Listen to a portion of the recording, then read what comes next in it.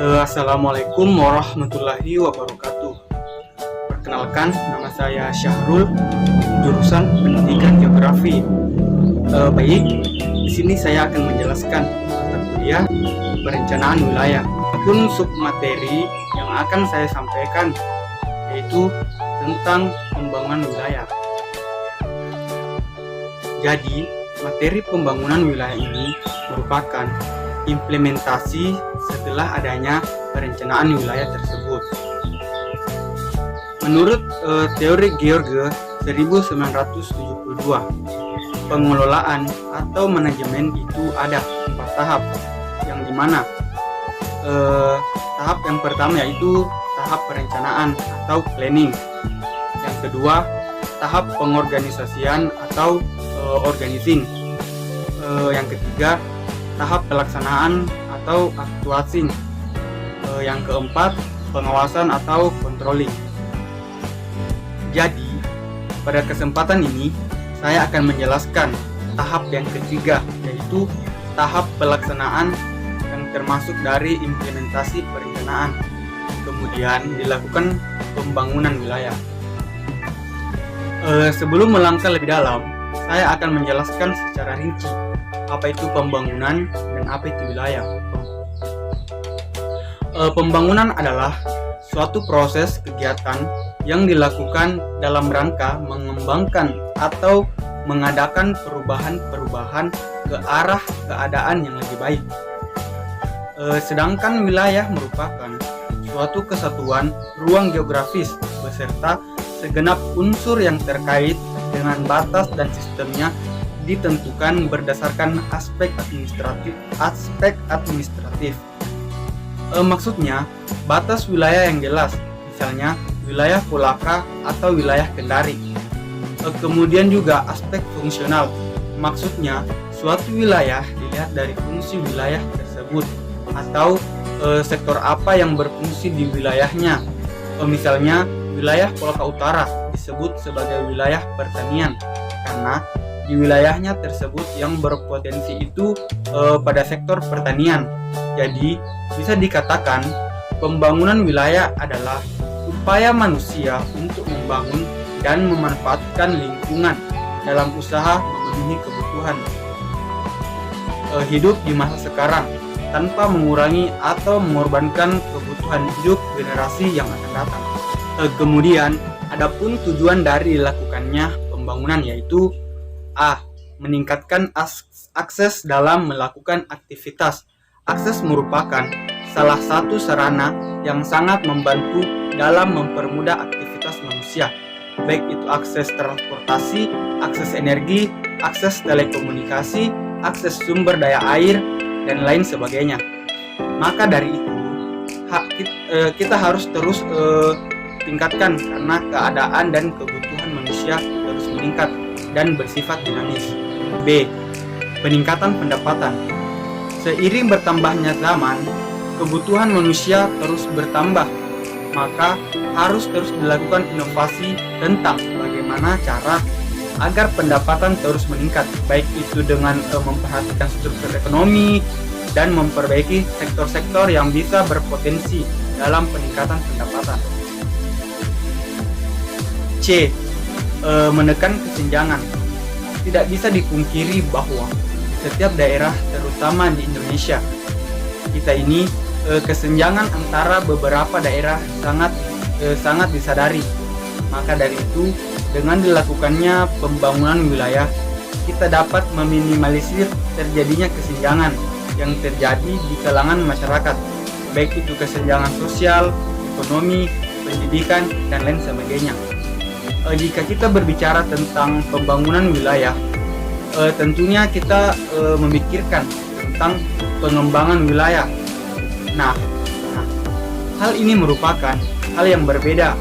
Pembangunan wilayah sendiri merupakan program yang menyeluruh dan terpadu untuk mengembangkan dan memperluas potensi wilayah yang didasarkan atas sumber daya yang ada dan kontribusi pada pembangunan suatu wilayah tertentu.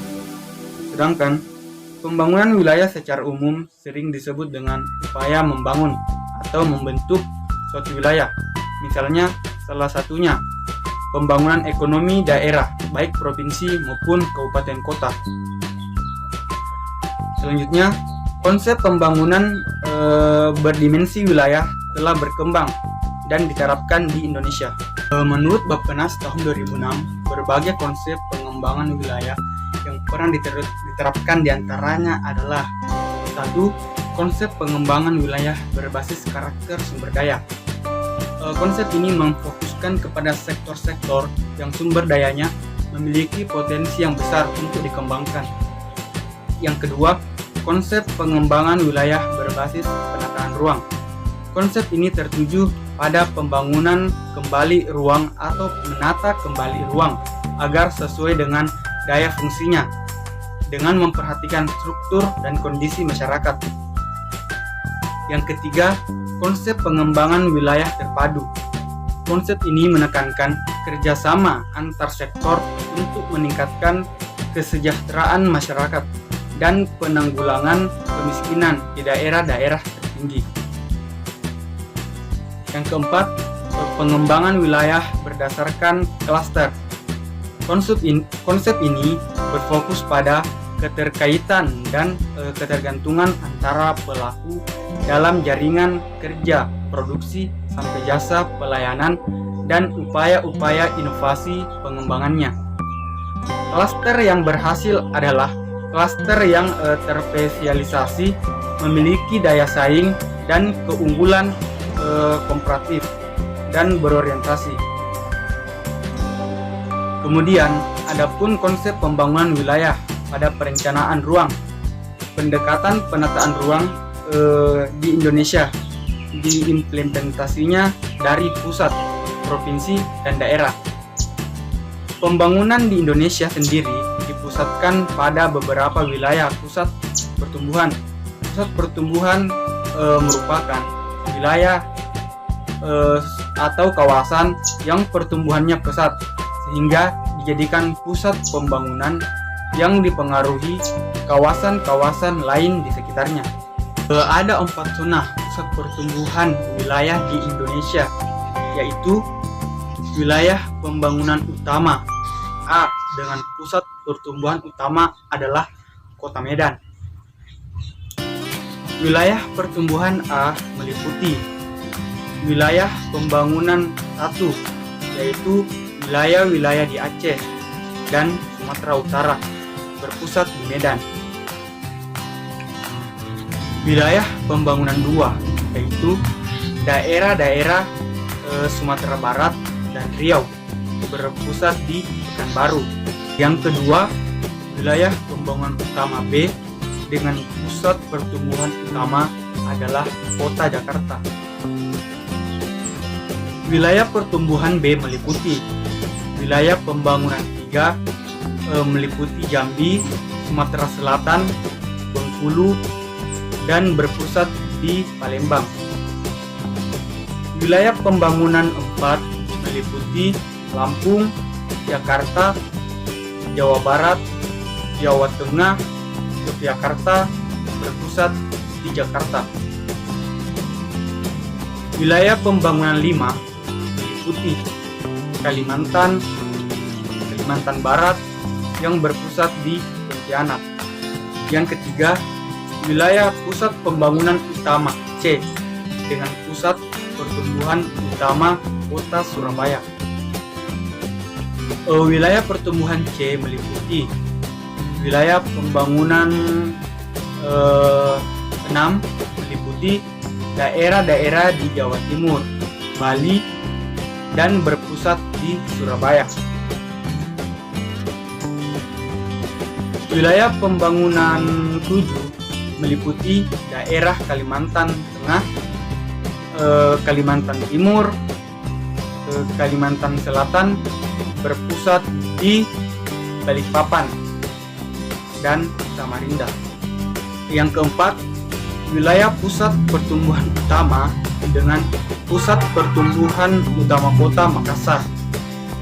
Wilayah pertumbuhan D meliputi wilayah pembangunan 8 meliputi Nusa Tenggara Barat, Nusa Tenggara Timur, Sulawesi Selatan, Sulawesi Tenggara, dan Timur yang berpusat di Makassar. Wilayah pembangunan 9 meliputi daerah Sulawesi Tengah, Sulawesi Utara yang berpusat di Manado. Nah, untuk pembangunan wilayah daerah sendiri melalui pengembangan wilayah ada 3 indikator, yaitu yang pertama produktivitas. Produktivitas ini merupakan kemampuan setiap orang, sistem, atau suatu perusahaan dalam menghasilkan suatu yang dia inginkan dengan memanfaatkan sumber daya yang ada, dan ukuran yang menyatakan bagaimana baiknya sumber daya diatur dan dimanfaatkan untuk mencapai hasil yang optimal yang ditunjukkan pada peningkatan hasil kinerja produktif. Yang kedua yaitu efisiensi. Efisiensi yaitu berhubungan dengan peningkatan dan penyederhanaan sistem atau bertindak memproduksi secara efektif dengan pemborosan biaya atau usaha yang tidak perlu dengan pengembangan teknologi. Contohnya seperti di sekolah-sekolah adanya peralihan dari paper ke yang lebih sederhana, yaitu dengan menggunakan teknologi. Yang ketiga yaitu partisipasi masyarakat, merupakan keikutsertaan aspirasi atau andil masyarakat dalam membentuk atau membangun daerahnya, yang dimana hasilnya kembali ke masyarakat itu sendiri. Contohnya seperti melakukan gotong royong pembangunan, membuat pemekaran dan membuat drainase, serta mengembangkan potensi-potensi wisata yang ada di daerah tersebut. Mungkin itu saja yang sempat saya jelaskan, dan kurang yang mohon dimaafkan. Bila itu hidayah. Wassalamualaikum warahmatullahi wabarakatuh.